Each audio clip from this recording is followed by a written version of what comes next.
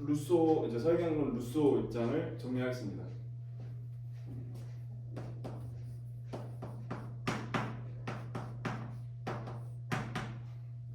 자, 루소는 일단 어떤 사람인가? 일단 사회계약론이라는 이제 책을 썼고요. 그리고 프랑스 사람이고 근대에 이제 뭐 교정적 정의 관련해서는 좀 초반에 있는 이게 연도별로 이제 살았던 연도별을 이제 시대별로 좀 보면은 가장 초반에 있는 사람이고 그리고 이제 에밀이라는 책이 있는데 보면은 이제 교육과 관련해서 되게 유명한 책이에요.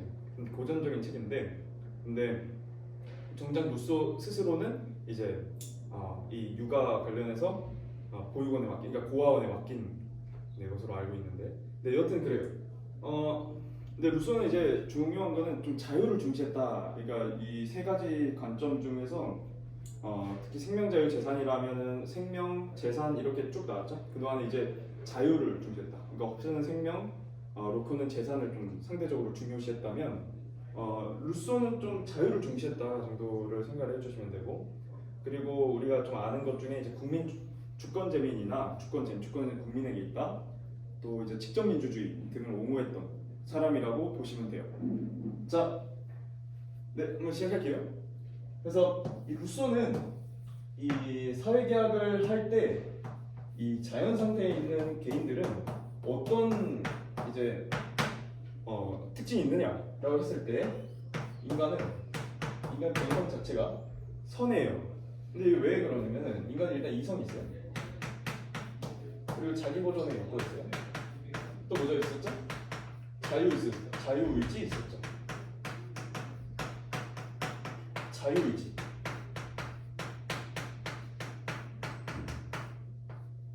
그리고 그 다음에 뭐였죠? 그 다음이 뭐였죠가 아니라 연민동정심이다라고 생각해주면 돼요. 연민동정심.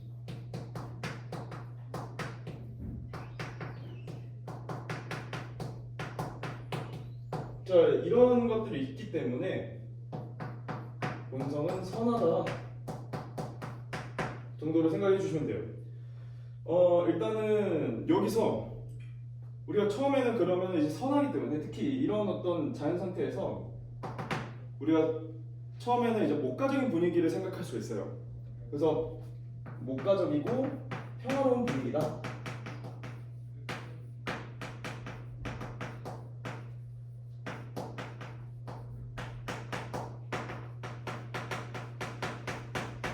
근데 이게 문제는 어디서 나오냐면은 소유에서 나와요. 우리가 마르크스를 배웠다면 이제 익숙했을 텐데 마르크스는 이제 원시공산 사회에서 인간 불평등이 발생하는 이유는 사유재산권 때문이에요. 그러니까 잉여 생산물이 있기 때문에 이걸 누가 가지느냐에 따라서 구분이 나뉘고 이제 이 소유물의 차이 때문에 이제 평등이 이제 없어지는 거죠. 평등이 이제 덜해지는 거예요. 불평등이 생기는 거예요. 자, 그래서 이제 역사가 이제 쭉 고대 근대 중세 이렇게 쭉 이어졌다가 근대 자본주의, 그 다음에 이제 정반 합을 거쳐서 공산 사회로 갈 거야. 이렇게 이제 주장을 하는 게 이제 마르크스예요. 루소도 이와 비슷한 지점이 있어요.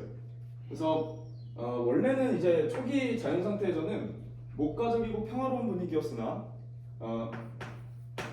이후부터는 우리가 몇 단계를 좀 거쳐서 이 소유권과 관련해서부터 시작해서 결국 불평등과 그리고 이 자유도 잃게 되는 거예요. 그러니까 이때 당시 우리가 알아야 되는 건 뭐냐면은 이 자연 상태에서는 좀 말씀을 드리면 여기서 자연권은 자유와 평등.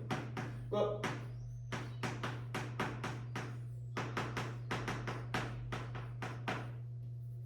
자연권은 자유와 평등이에요. 그러니까 우리가 자연 상태에서 로크가 이제 천부인권을 얘기했던 것처럼 이 사람도 이 인간은 모두 자유롭고 평등하다는 것을 인정하기는 해요. 인정해요. 자, 그래서 원래는 자유롭고 평등했으나 그러나 이제 소유가 발생하고 나서 자연권을 점점 잃게 돼요. 자, 그래서 우리가 이 사적 소유권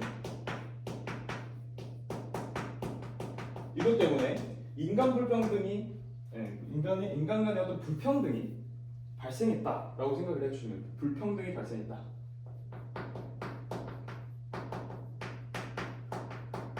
근데 여기서 중요한 거는 자유와 평등이 점점 이제 없어져요. 그래서 여기서는 특히 이제 예속되는 상태로 점점 더 커지는 거예요. 그러니까 이거를 이제 구체적으로 말씀드리면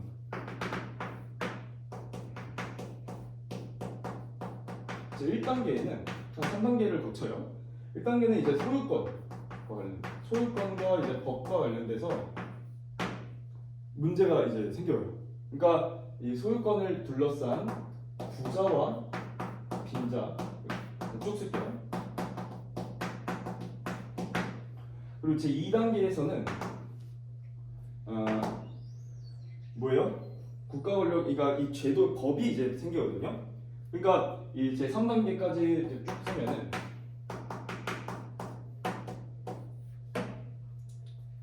얘가 행정 권력으로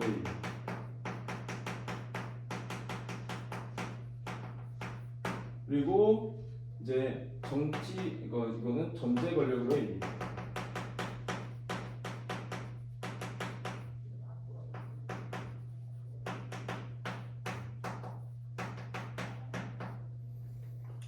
뜨네? 네. 그래서 이제 소유권을 둘러싸서 이 소유와 관련해서 가진 사람이랑 가지 못한 사람 이제 구분이 되고 불평등이 이제 발생하고 그 다음에 이제 이 법을 둘러싸서 이 행정 권력과 관련해서 법이 이제 문제예요. 그래서 그러니까 왜냐면 이제 소유권을 가진 사람들은 얼마 없어요. 사실 부자들은 적어요. 이 부자들은 자신의 어떤 힘을 그러니까 자신을 보호하기 위해서 만드는 기능이 있어, 장치가 있어요. 뭐냐면 그게 법이에요, 법. 그래서 법을 둘러싸서 강자와 약자 간의 이제 불평등이 발생해요.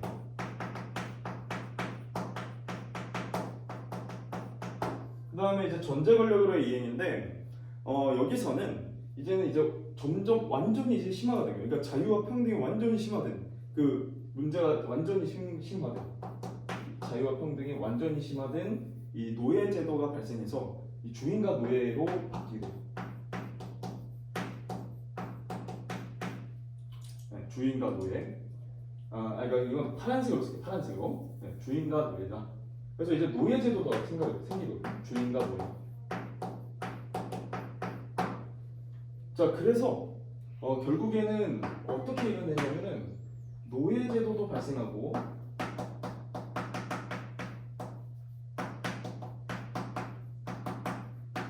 이제 전제 권력도 발생해요. 전제 권력.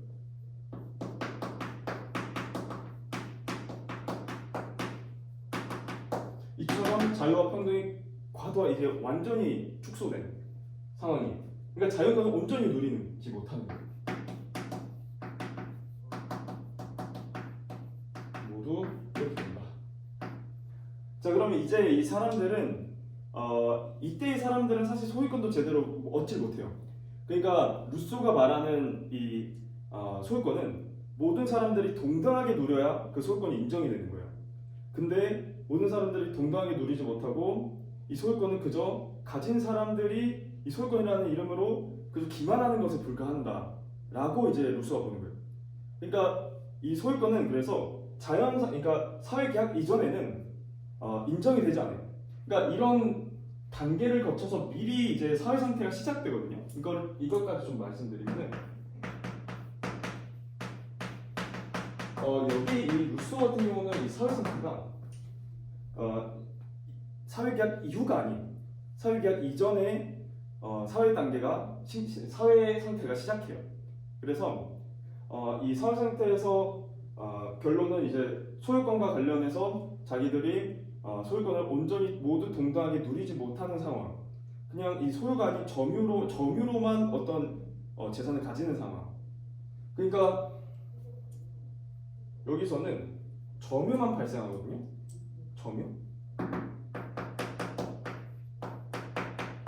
점유는 뭐예요? 가지고 있는 걸 지금 가지고 있는 상태. 이게 점유예요. 그러니까 반면에 우리가 이거를 가지고 있는 권리를 제가 만약에 가지고 있다고 하면은 친구한테 지금 줬어요. 그럼 이제 이거는 잠깐 가지고 있다고 해도 이 권리는 저한테 있는 거거든요. 소유는 저한테 있어요. 이렇게 그러니까 점유와 소유는 완전히 다르죠. 그래서 이게 점유가 있는 것이 이제 시민적 상태가 아닌 자연적 자유와 관련됐어요. 자연적 자유. 자, 그 다음에 이제 여기서 이제 이거를 좀 포기하고 모두 자연과는 온전히 향유하는 사회 상태로, 그러니까 사회계약 이후로 나아가자. 즉 시민적 자유가 되자, 사회적 자유가 되자, 사회적 자유를 누리자. 그래서 이제 시민적 자유로 대체가 돼요.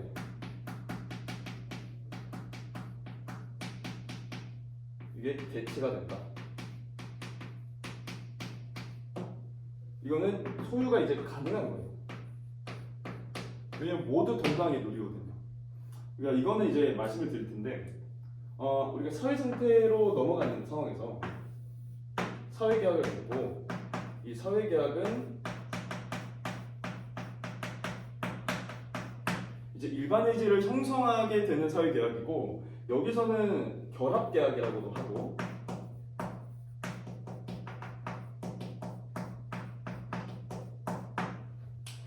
이걸 통해서 일반의지를 형성하는데,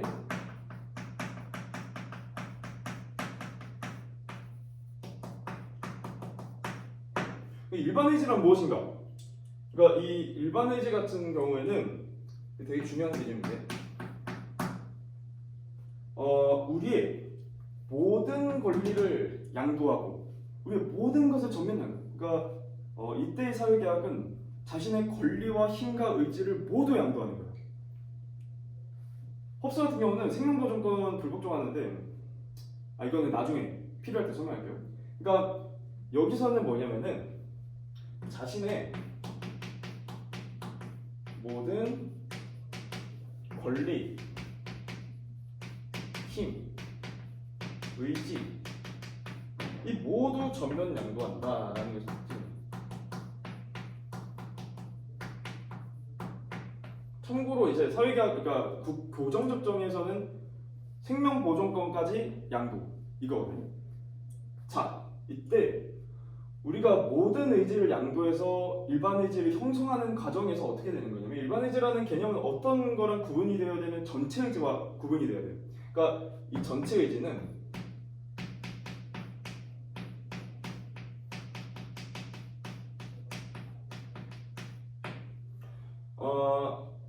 시그마 특수의지예요.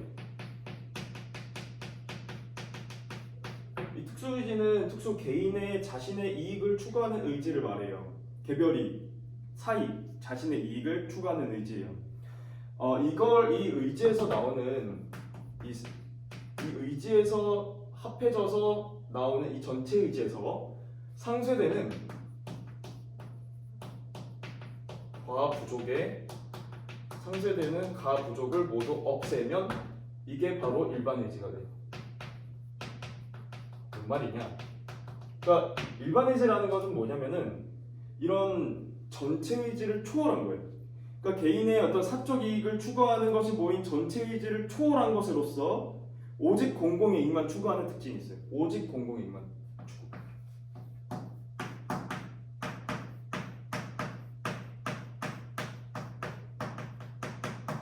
뭐 이건 공동선이라든지, 나중에 이제 교정적 정의에서 배우는 이제 최대 행복이라든지 등등 말씀을 드릴 텐데, 여기는 공공이익, 공공선을 추구하는 자유와 평등과 관련된 이익, 공공이익, 공공선을 추구하는 특징이 있어요. 일반의지라는 경우는.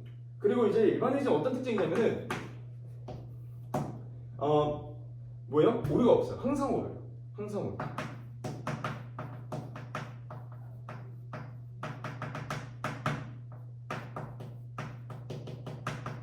그래서 만약에 문제가 생겼어요. 그러면은 일반의지가 잘못된 게 아니라 국회의원들이 잘못된 거예요. 법을 만든 사람들이 잘못한 거예요. 일반의지가 잘못된 게 아니에요. 일반의지가 표현이 된 게 법이거든요. 일반의지를 실현한 게 입법이에요. 일반의지를 행사하는 게 주권이에요. 일반의지는 잘못된 게 없고 국회의원들이 문제 있는 거예요. 그러니까 입법을 하는 사람들이 문제 있는 거예요. 그러니까 여기서 이 일반의지의 표현이 곧 법이고, 우리가 이 주권에 대해서 이제 말씀을 드려야 되는데, 이 주권이라는 것은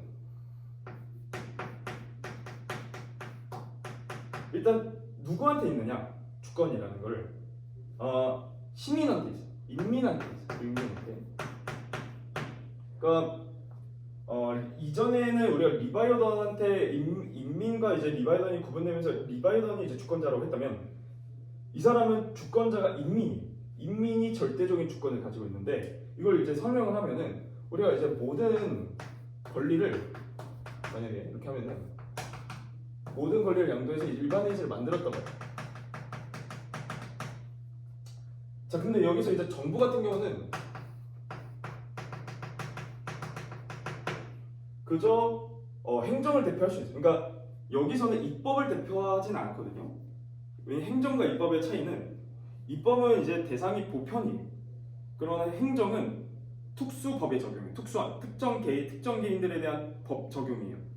그래서 입법이 훨씬 더 중요해요.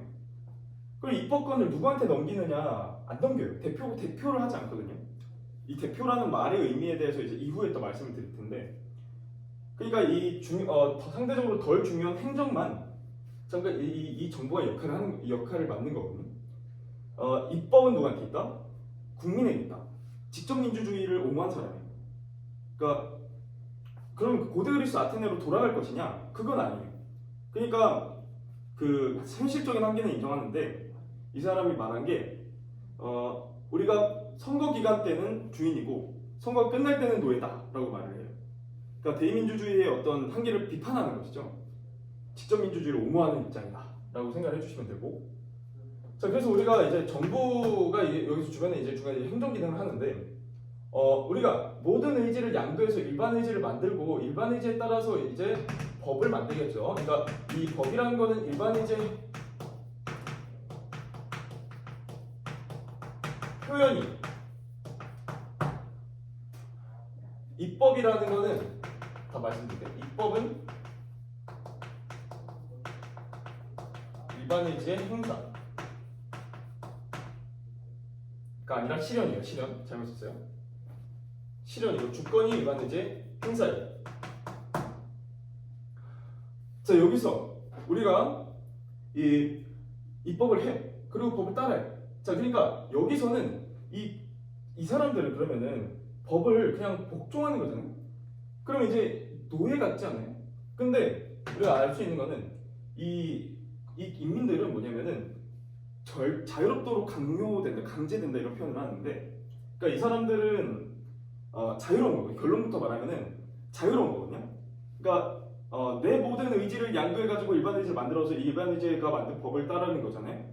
그래서 내가 이 개인이 법을 복종한다는 것은 일반 의지를 복종하는 거예요. 그렇죠? 일반 의지 표현이니까. 그러니까 일반 의지를 근데 복종하는 거는 무슨 의지를 복종하는 거예요? 내 의지를 복종하는 거예요.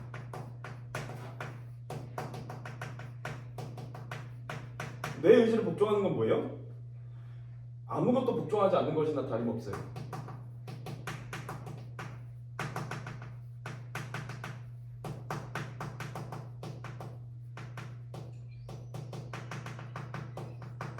그래서 자유로워요. 자, 그리고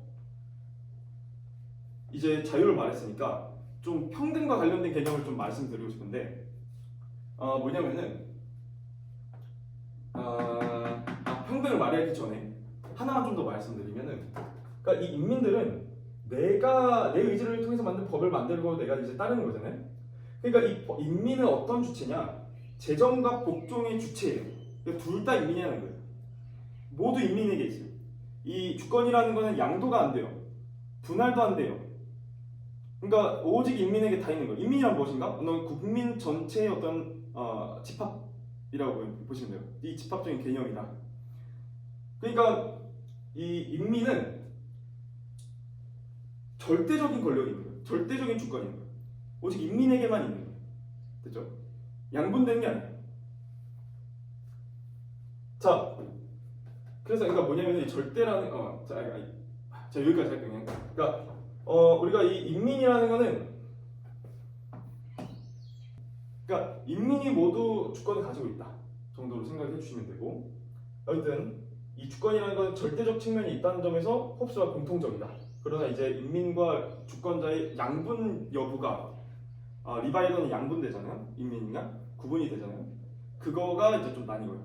지금 이따 이제 쟁점을 정리할 텐데 결론은 뭐냐면은 이 일반의지는 이 인민이라는 거는 법의 제정과 복종의 주체라는 것이고,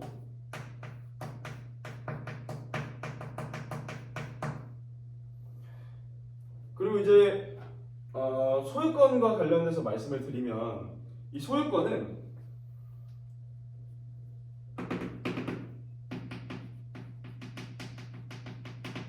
우리가 모든 권리를 양도를 하잖아요. 우리의 모든 권리. 그래서 모든 사람이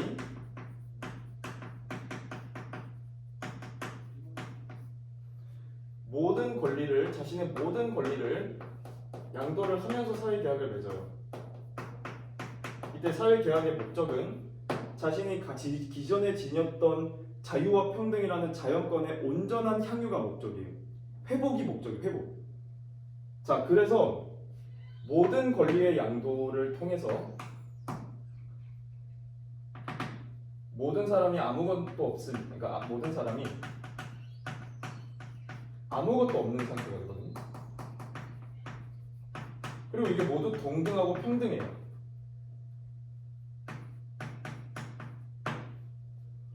자, 이때 마치 공적인 어떤 재산을 의탁해 주듯이 그렇다고 해서 그러면 이제 국가가 그걸 모두 다 갖는 것이냐?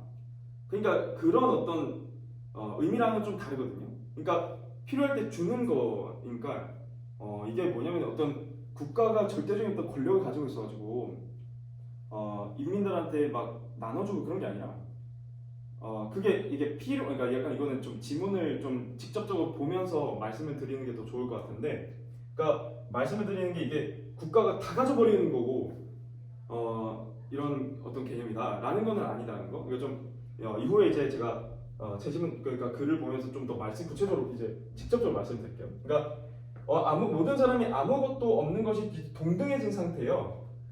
자, 그래서 여기서 이제 마치 의탁을 하다, 공공재산에 의탁한다 뭐 이런 표현이 나오거든요. 그러니까 뭐냐면은 여기서 제가 말씀을 드리고 싶은 거는 소유권이 기존에는 모든 사람들이 동등하게 누리지 못한다는 점에서 소유권이 인정되지 않았어요.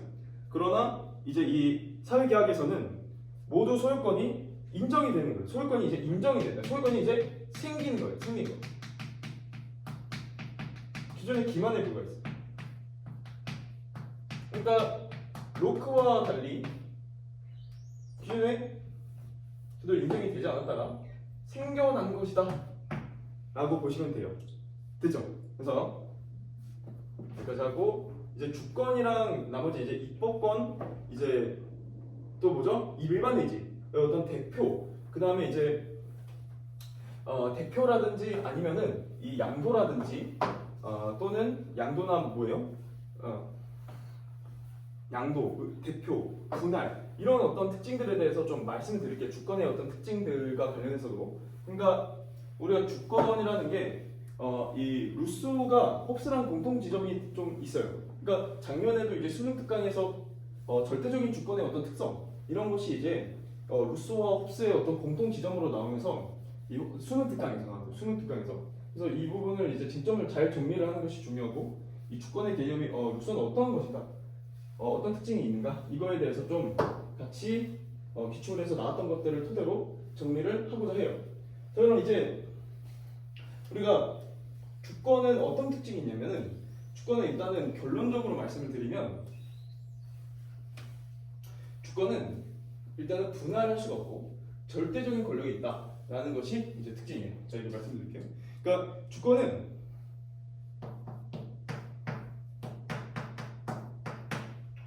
우리가 절대적인 주권이 있다라고 생각해요. 절대적인 주권.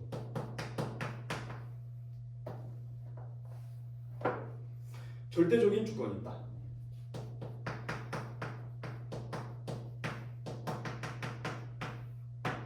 근데 이 주권자가 누구라고요? 인민이다. 어떤 국민 전체 집합적 의미인데, 그러니까 인민이 주권자다.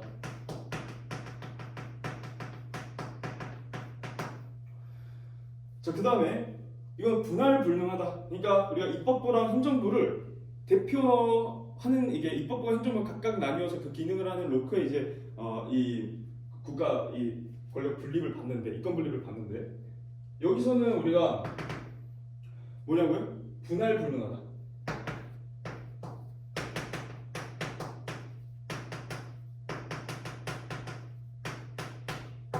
분할 불능하다. 그러니까 입법부 행정부로 나뉘지 않는다.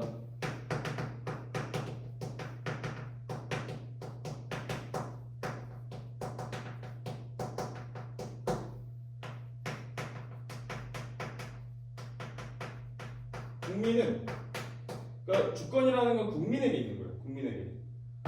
행정부에게 있는 게 아니라 주권은 국민에게 있어요. 그러니까 뭐냐면 이거는 그냥 주권 재민에 대해서 표현을 하고 싶어서 말씀드린 거예요. 주권 재민론. 주권 재민론이다.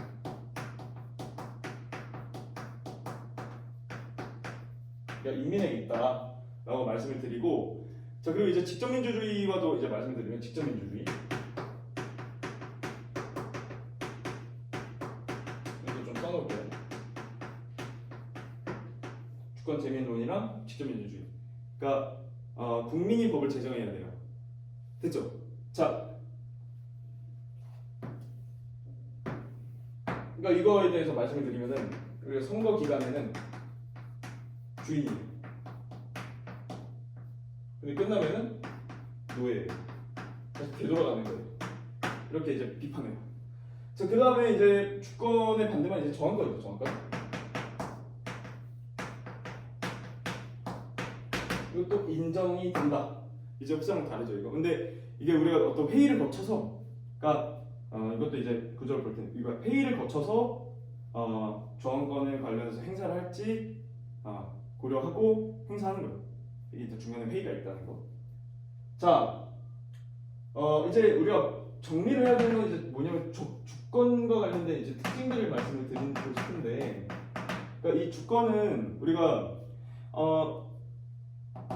뭐가 있어요? 양도가 안 돼요. 양도가 안 된다. 이걸 말씀드리고 싶은데, 그러니까 이게 사실 어떤 의미가 있냐면은 이게 주권이라는 게 애초에 국가 이후의 개념이기도 하고, 양도라는 의미 자체가 무엇인가? 그러니까 사회경론을 펼쳐서 보면은 양도라는 것은 이제 사고 파는 것이라고 이제 얘기를 했어요. 근데 이제 주권은 아까 뭐라 했어요? 제가 일반의제 행사라고 했어요. 일반의제 행사.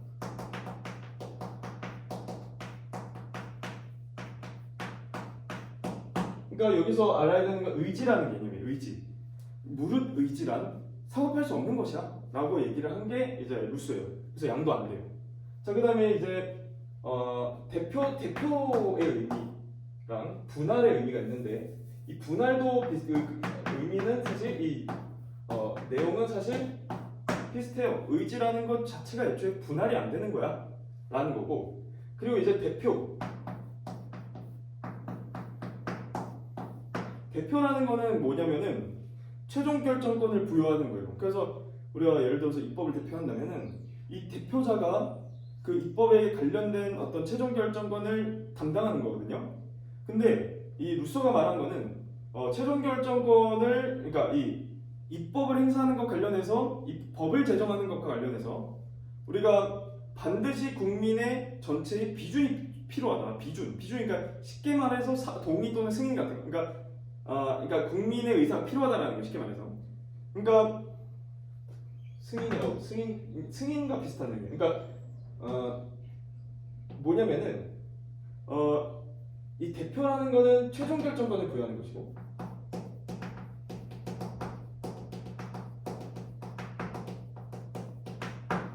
그리고 이 대표가 되는 것이 아니는 이유가, 이 입법에는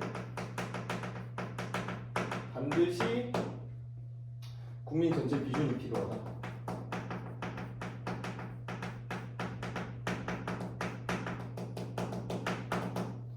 필요하다 뭐 이렇게 쓴 건데 아무튼 비준이 필요하다 정도로 보시면 돼요.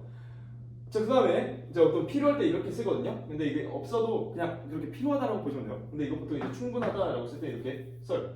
자, 근데 이제 입법권은 그럼 어떻게 되느냐, 입법권. 자, 그래서 일단은 비준이 필요하다는 거. 입법권은 아까 일반은 이제 실현이라 했잖아요. 그래서 이거는 이제 실현이다. 그래서 이거는 양도도 안 되고 대표도 안 돼요. 그러니까 입법권이 대표가 안 된다는 거는 좀 의미가 있는 게 여기서는 이제 로크랑 쟁점이 되기 때문이에요. 그러니까 로크 같은 경우는 입법권을 대표를 해서 입법자를 어떤 대표권을 부여해서 권리를 행사해야 된다라고 우리가 볼 수 있잖아요. 근데 이제 루소 같은 경우는 입법권은 대표가 안 된다라고 보시면 돼요. 자, 그 다음에 이제 일반 의지 자체는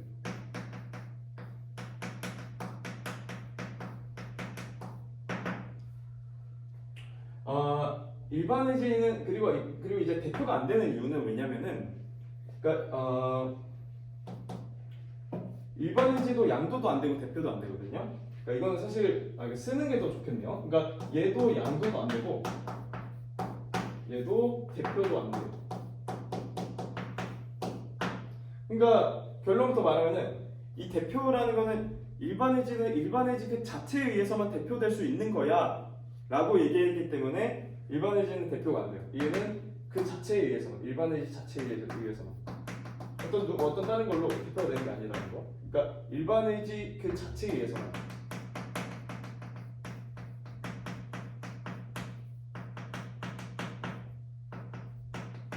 대표가 돼요.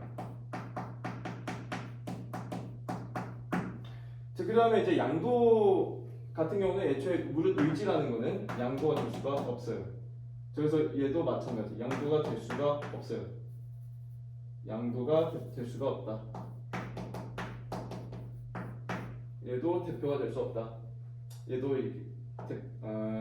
네, 양도가 될 수 없다. 대표가 될 수 없다. 조금 밑에다 쓸게요. 그러니까 여튼 그래요. 자, 이렇게 이제 정리가 되면 좋겠어요. 네, 여기까지 질문 있으실까요? 없으시죠? 자, 그러면은 이제 사회경론이랑 이제 아리스토텔레스 쟁점을 좀 정리를 할게요. 마르크스랑 이제 사회경론이 각각 어떻게 쟁점이 나오느냐라고 말씀을 드리면 처음부터 이제 생각을 하면은 로크 같은 경우는 동일론이죠. 동일론. 그리고 이제 아리스토텔레스 같은 경우는 본성론이. 그래서 이 인위적인 어떤 동의냐 합의냐 또는 어떤 자연적인 본성에 의해서 국가가 형성이 되는 것이냐라는 점이 쟁점이에요. 그래서 이거를 잘 정리를 해야 되는데 처음부터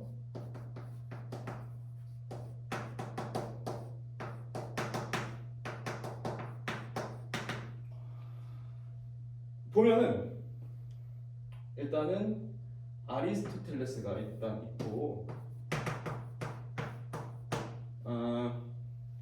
이게 너무 굳이 여기다 쓸 필요는 없는 것 같아요. 그러니까 여기다 쓸게요. 이게 조금 내용이 많으니까 잘 정리해야 되거든요. 그래서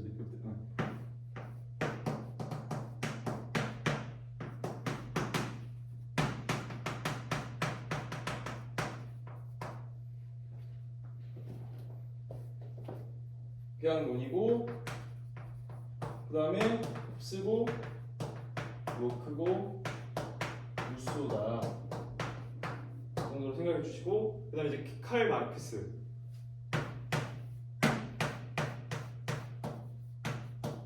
이렇게 좀 있다라고 보시면 되는데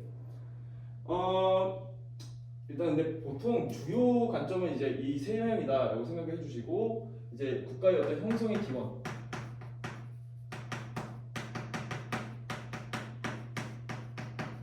에 대해서 관점이 나뉘어요. 아리스토텔레스 같은 경우는 뭐예요? 자연적 본성이다 라고 봤었죠. 그래서 얘는 동일론이 전제가 됐기 때문에 그렇게 일단은 표현을 했어요. 그래서 우리가 보면은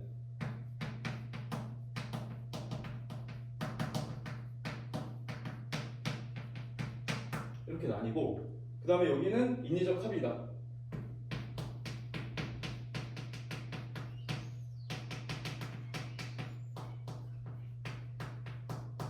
또는 이제 계약이다.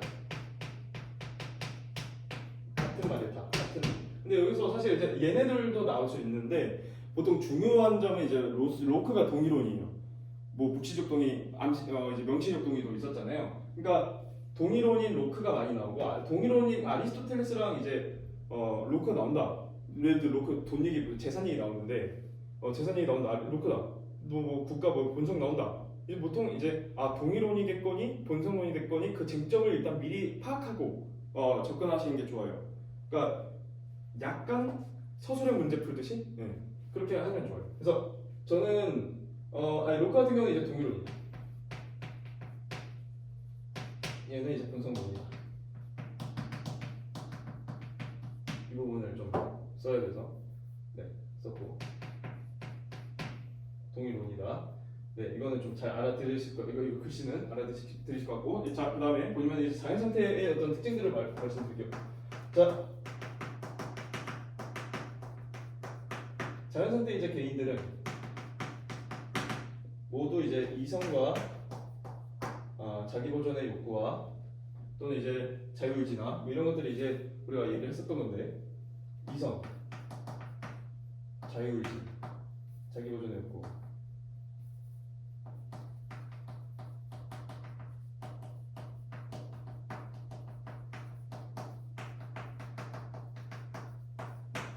그 다음에 연민동진주.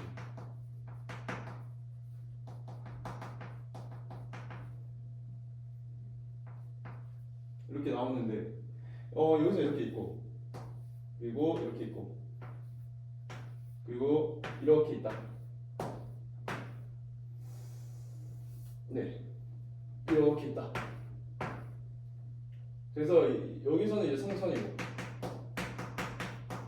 성무선악선이고 얘는 선이고 얘가 악이고.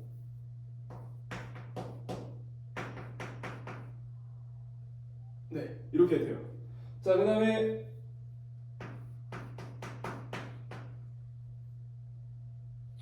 이제 개인은 자유로운가 평등한가 이거에 대해서 이제 말씀드리면은 그러니까 홉스가 많이 나오는 게 홉스 이제 만만투잖아요. 그러니까 이 서열 상태가 그러니까 자연 상태의 어떤 특징부터 말씀드리면은 이걸 미리 좀 한번 말씀드리면 홉스가 전쟁 상태인 게 특징적이에요. 나머지는 평화 상태예요. 왜냐면 이 본성 때문에 전쟁 상태. 만만투예요, 만만투. 그 다음에 여기는 이제 여기는 평화 상태예요.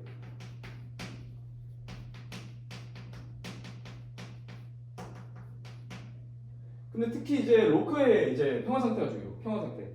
왜냐면 여기서는 이제 로고스 때문에, 로고스 신의 뜻 때문에, 그러니까 자연법 때문에.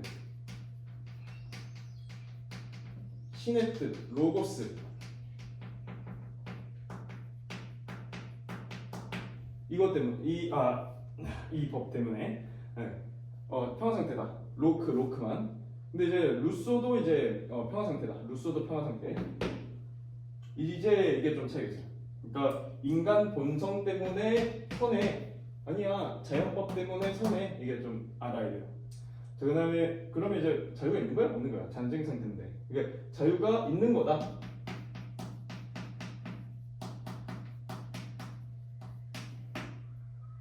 이거 롭스 맞다.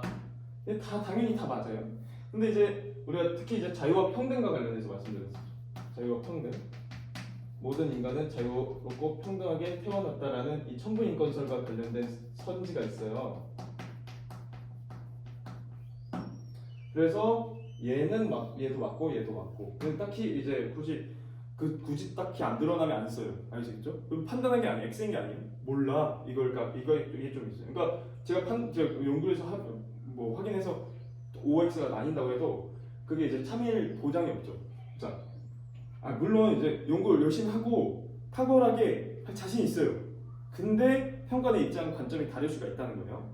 자, 그다음에 이 자유와 권리 당연히 다 있는 거예요. 근데 여기서 특징적인 홉스를 좀 잘 기억했으면 좋겠다라는 거를 말씀드리고 싶어요. 왜냐하면 무제한적 자유예요. 그러니까 이거는 네 건 내 거 소유권이 없어요. 그러니까 여기서 이제 우리가 소유권이라는 것 자체가 이 사회계약 이후에, 그러니까 이전과 이후에 소유권이 생겨났어 라는 이제 선제가 있잖아요. 그러면은 얘는 이제 아닌 거고, 맞는 거죠. 그러니까 원래 없었어. 니꺼 내꺼 소유권이 없었어. 무제한적 자유가. 왜냐하면은 이건 내 자기 보존을 위해서는 수단과 방법을 가리지 않아도 돼 라고 얘기했기 때문에 얘는 이제 자유의 권리, 만인에 대한 만물에 대한 권리, 만인이 가진 만물에 대한 권리, 모든 것에 대한 자유, 무제한적인 권리, 이게 이제 자유와 권리. 그러니까 무제한적 자유, 무제한적 자유, 이게 자유가 너무 많아. 이게 문제예요. 그리고 이제 소유권과 관련해서는 우리가 얘는 이제 생겨난 게 맞고 얘는 이렇게 있다 정도로 보죠. 그러니까 로크가 여기는 특징적이에요. 자, 그 다음에 여기 왜냐면 재산권이 있잖아요. 자, 그 다음에 우리가 그럼 사회계약을 왜 하는데? 라고 일단은 보면은 사회계약을 할 때는 사회계약을 하기 전에 여기서 이제 루소의 특징점을 말씀을 드리면은 그러니까 사유재산권부터, 그러니까 사적 소유권부터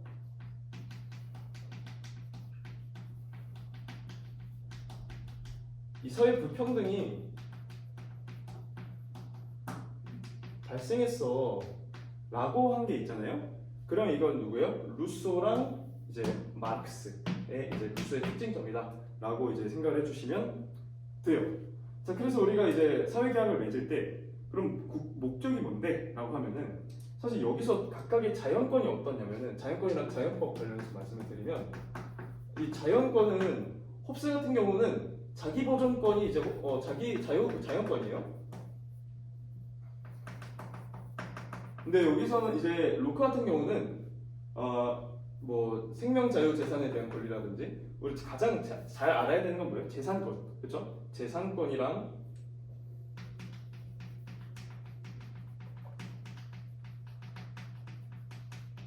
그 다음에 또 뭐예요? 생명 자유 재산에 이거 저는 좀 이렇게 써서 그러니까 그냥 이렇게 쓸게요. 그러니까 생명 자유 재산에 대한 권리.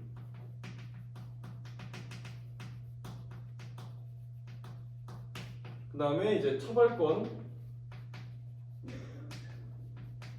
이게 또 집행권으로 이제 의미가 그러니까 많이 바뀌죠. 그 다음에 뭐죠? 손해배상 청구권.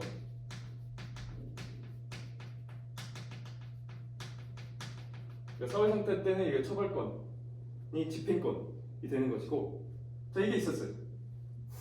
물론 이거는 이제 양도하지 않아도 보호해야 돼라는 의미가 있고, 이거는 이제 소유권의 의미가 있고, 자 그다음에 이제 루소는 이제 자유와 평등이다라고 생각해 주시면 되고, 그리고 이제 자연법 관련해서는 아까 얘기했듯이 신의 뜻, 로고스의 의미고, 여기서는 자연법이 평화를 추구하라, 권리를 양도하라, 신약을 이행하라 등이 있었죠. 근데 이제 루소 같은 경우는 자연법이 딱히 없는 게, 그러니까 자연법이 그러니까 없다라기보다는 자연법이 기존에 있는 자연법 사상가들의 관점을 그러니까 그대로 그냥 계승을 하는, 그러니까 크게 뭐 어떤 특징적인 의미를 얘기하기보다는 일반 의지에 초점을 맞춰서 자신의 사상을 전개해 나갔던 사람이기 때문에 자연법에 대해서는 루소가 좀 명확하진, 그러니까 루소가 좀 다른 것과 구분되게 특징적으로 우리가 설명이 될 게 좀 없기는 하지만, 알아야 되는 거는 이제 작년에 이제 수능 특강에서 자연법에 대해서 이 개인들이 이전의 자연 상태에서 자연법을 어길 수 있다는 그 가능성에 대한 인정을 로크랑 루소가 했다는 게 공통점이었던 점만 알아두시면 돼요. 자, 그리고 우리가 이제 결국 이 사회 계약의 목적이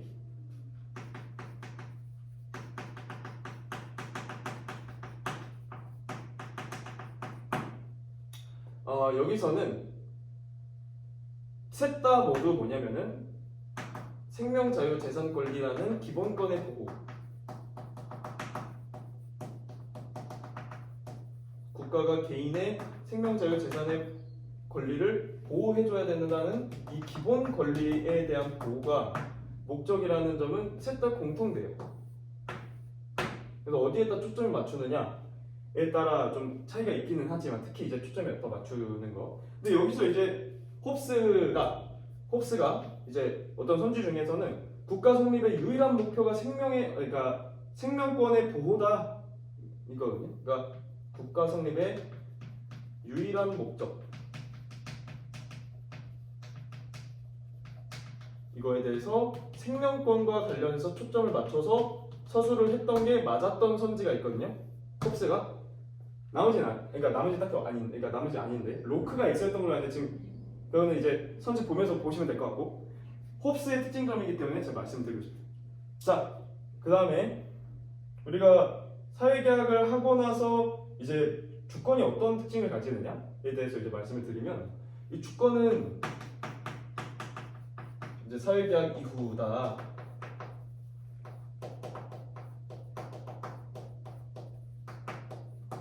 주권의 어떤 특징은 이제 절대적 주권이냐에 대해서 이제 쟁점이 좀 있어요. 그러니까 작년에 이제 수트에서 나왔던 게 이제 루소의 절대 주권 개념이기 때문에 여기서 중요한 거는 이제 루소를 잘 아셨으면 좋겠다는 거. 그러니까 수능 특강에 나온 거기는 한데 아셨으면 좋겠다. 근데 이제 로크는 그렇지 않죠. 그러니까 로크는 이렇지 않은데 어떤 선지가 나오냐면은 자의적이고 임의적인, 그러니까 통치자의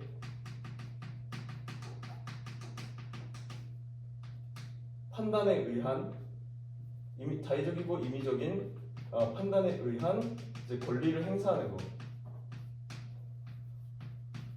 이거 허용이 되느냐에 대해서 안 돼라고 하는 게 로크고 홉스는 X인 거죠. 그러니까 홉스의 절대 주권에 대한 비판 맥락이고 이거는 루소가 이제 여기서는 이제 루소가 이거는 의미가 뭐냐면은 인민이 집권자다라는 거를 그러니까 좀 더 그러니까 이거의 어떤 특징점으로서 좀 더 알려드리고 싶은 거는 인민이 곧 주권자라는 것을 정리하셨으면 좋겠어요. 그래서 요거는 이제 인민과 주권자가 양분되지만 여기서는 인민이 곧 주권자라는 걸 아셨으면 좋겠어요. 얘는 인민이 곧 주권자다.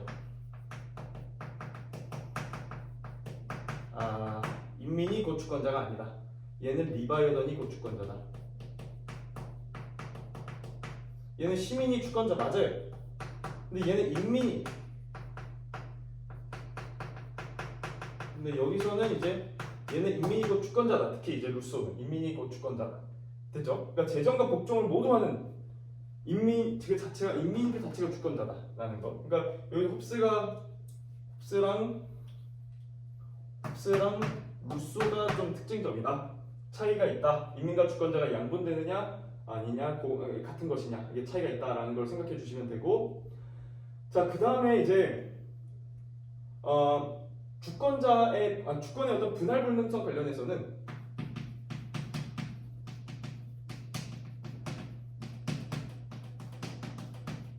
여기서는 이제 맞고 얘 맞죠? 얘는 X 왜 입법부랑 행정부가 구분돼야 되거든요. 행정부라고 잘 써주세요. 조금 잘렸는데 일단 썼으니까 자 됐죠? 자 그 다음에 이제 이 입법부부터 다시 이제 좀 더 말씀을 드릴 거예요. 그래서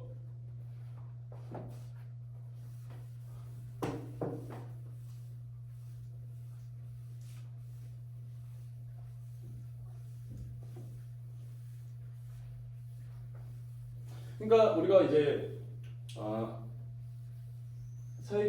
사회계약 이후에 이제 입법권과 관련해서는 아까 말씀드렸다시피 그러니까 입법권 자체는 우리가 대표가 될 수 있는지 여부가 되게 중요해요. 그러니까 아까는 그 루소 같은 경우는 대표가 안 된다라고 했었죠. 그러니까 그리고 이거는 자연상태 B라고 했지만 사회계약 이전이라고도 보는 게 좋아요. 그러니까 크게 보면 사회계약 이전이다. 루소가 이제 마치 칼 마르크스처럼 사회계약 이전에 소유부터 이제 평등이 문제가 생겼다라고 했던 것처럼 엄밀히 말하면 사회계약 이전이다. 이것만 좀 바꿔주시면 좋을 것 같아요. 됐죠?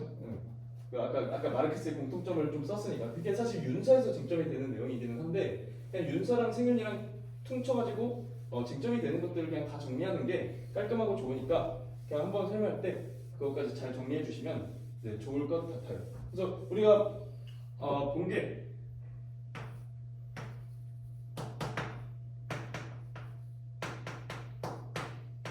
그러니까 홉스, 로크, 루소가 이렇게 나뉜다면은 입법권의 대표가 되는지 여부.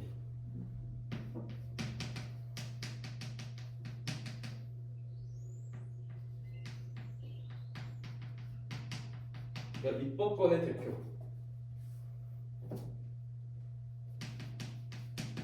얘는 로크는 맞는데 루소는 아니다. 주권, 입법권, 일반 의지 모두 대표 안 되죠. 자, 그 다음에 그리고 이제 재정과 그래서 이거 얘기했을 때 재정과 법의 재정과 복종의 주체가 이제 인민이다 라고 하는 게 이제 루소의 특징적인 지점이니까 이거 잘 보시면 돼요. 그러니까 근데 반면에 홉스 같은 경우는 법이 인민이 제정한 게 아니죠. 그죠? 주권자가 제정하는 거예요. 통치자, 리바이던이 제정하는 거예요. 이게 좀 차이가 있어요. 그죠? 자, 그리고 이제 저항권 관련해서는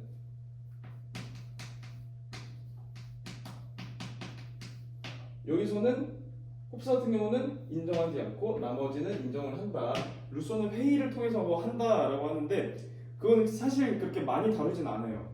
그거는 그러니까 참고로 아셨으면 좋겠고 이건 홉스와 로크의 쟁점이 보통 나오는 거니까 로크 쟁점이니까 그냥 루소는 있긴 하구나 정도로만 생각해 주시면 되고 자 그 다음에 우리가 뭐냐면은 이 집행권 처벌권에 대해서 말씀을 드렸을 때 그러니까 시민이 아닌